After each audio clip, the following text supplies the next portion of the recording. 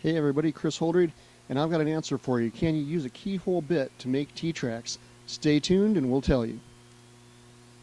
So everybody consider subscribing because we have great tips like this for woodworking. We also have photography, YouTube, you name it, we've got it, so make sure you subscribe. So here's the question, can you use a bit like this to cut a T-track? And my answer is no. Don't waste your time and money.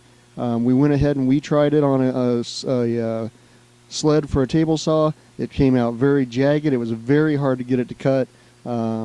Wasn't worth the time or the effort. And then once we went in and tried to get anything to insert it into it, it was just problematic. So don't waste your money.